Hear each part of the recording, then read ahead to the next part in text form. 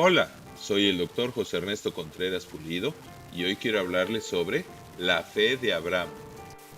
La epístola a los Gálatas es una carta escrita por el apóstol Pablo desde Corinto como en el 56 después de Cristo y dirigida a los cristianos gentiles de la provincia romana de Galacia en Asia Menor, donde se asentaban las ciudades de Laodicea, Iconio, Listra, Derbe y Antioquía de Pisidia.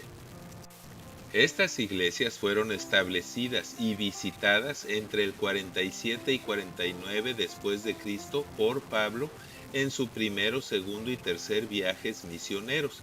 El propósito principal de la carta a los Gálatas es definir la doctrina, o sea, la enseñanza bíblica cristiana, y hacer una clara diferencia entre la salvación por gracia y por la fe en Jesús y la ley mosaica, combatiendo así enérgicamente a los judaizantes. La epístola a los Gálatas es un libro canónico, o sea, inspirado por el Espíritu Santo y está mencionado desde los escritos de los padres de la Iglesia del siglo II después de Cristo, como Policarpo de Esmirna, Ireneo de Lión, Clemente de Alejandría, Tertuliano y Orígenes, y figura en el fragmento Muratori y en el manuscrito de Chester Beatty del 200 después de Cristo. Pablo inicia la epístola a los Gálatas estableciendo la legitimidad de su apostolado y dice: pues yo ni lo recibí ni lo aprendí de hombre alguno, sino directamente, o sea, durante 3 años en Arabia, por revelación de Jesucristo y por Dios Padre, que le resucitó de los muertos, y quien me apartó desde el vientre de mi madre y me llamó por su gracia en Damasco para predicarle a los gentiles. Así, el que actuó en Pedro para el apostolado de la circuncisión, actuó también en mí para con los gentiles, y reconociendo la gracia que me había sido dada, Jacobo, Cefas, o sea Pedro, y Juan, que eran considerados como columnas de la iglesia, nos dieron a mí y a Bernabé la diestra, en señal de compañerismo, para ir a predicarle a los gentiles. Luego, Pablo establece el fundamento de la doctrina de la gracia, o sea, la salvación ofrecida gratuitamente al pecador porque Jesucristo ya pagó por ella con su sacrificio propiciatorio en la cruz, o sea, un sacrificio sustitutivo más que suficiente y aceptable ante el Padre por los pecados de todo el mundo, para que todo aquel que cree y acepta a Jesucristo como su gran Dios y Salvador sea salvo. La sentencia para cualquiera que pervierte el Evangelio, estas buenas nuevas de salvación exclusivamente por gracia, es clara. Pablo escribe: estoy maravillado de que tan pronto se hayan alejado del que los llamó por la gracia de Cristo para seguir un Evangelio diferente. Cabe aclarar que no dice que sea necesariamente contrario. Y no que haya otro evangelio, sino que hay algunos que los perturban y quieren pervertir el evangelio de Cristo. Como antes hemos dicho, también ahora lo repito. Si aún nosotros o un ángel del cielo les anuncia o predica otro evangelio diferente del que les hemos anunciado y que ustedes han recibido, sea anatema, o sea, maldito.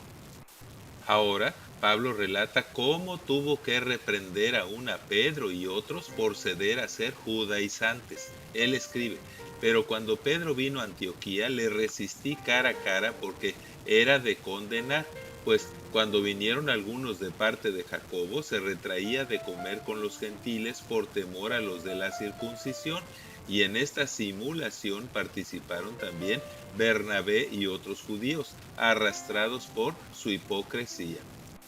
Y cuando vi que no andaban rectamente conforme a la verdad del Evangelio, dije a Pedro delante de todos: si tú, siendo judío, vives como los gentiles y no como judío, ¿por qué obligas a los gentiles a judaizar?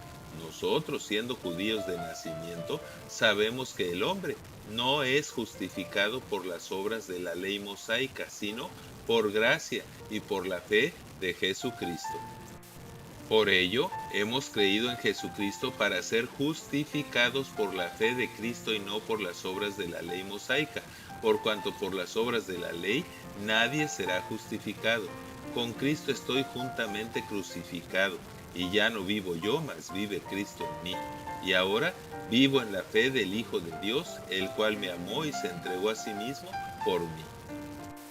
No desecho la gracia de Dios, pues si por la ley mosaica fuera la justicia, entonces por demás murió Cristo.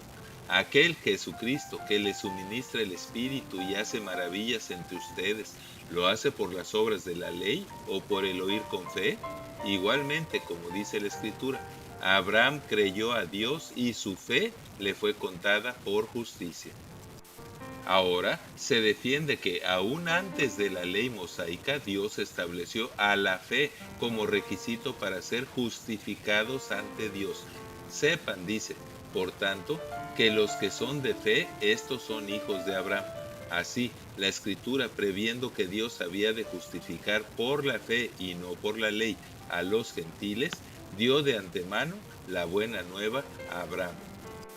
Dice Abraham, en ti serán benditas todas las naciones, de modo que los de la fe son bendecidos con el creyente Abraham, porque todos los que dependen de las obras de la ley mosaica para justificarse están bajo maldición, pues escrito está, maldito todo aquel que no permaneciere en todas las cosas escritas en el libro de la ley para hacerlas. Y que por la ley ninguno se justifica para con Dios es evidente, porque dice, el justo por la fe vivirá. Y la ley no es de fe, sino que dice, el que hiciere estas cosas vivirá por ellas. Cristo nos redimió de la maldición de la ley, hecho en su cuerpo por nosotros maldición, porque está escrito, maldito todo el que es colgado de un madero. Y todo esto sucedió para que en Cristo Jesús la bendición de Abraham alcanzara a los gentiles, a fin de que por la fe recibiéramos la promesa del Espíritu Santo. Hermanos, hablo en términos humanos. Un pacto como el antiguo o el nuevo pacto, aunque sea de hombre, una vez ratificado, nadie lo invalida ni le añade. Consideremos pues que a Abraham fueron hechas las promesas de la salvación por la fe y a su simiente, no dice y a las simientes como si hablara de muchos, sino y a tu simiente, la cual es Cristo. Así, la ley que vino 430 años después no abroga ni invalida la promesa y el pacto de la fe previamente ratificado por Dios para con Cristo. Porque si la herencia recibida por Jesucristo es por la ley, ya no es por la promesa, que es Jesucristo. Pero Dios la concedió a Abraham mediante la promesa. Entonces, ¿para qué sirve la ley? Fue ordenada por medio de ángeles y añadida a causa de las transgresiones, hasta que viniera la simiente, Jesucristo, a quien fue hecha la promesa.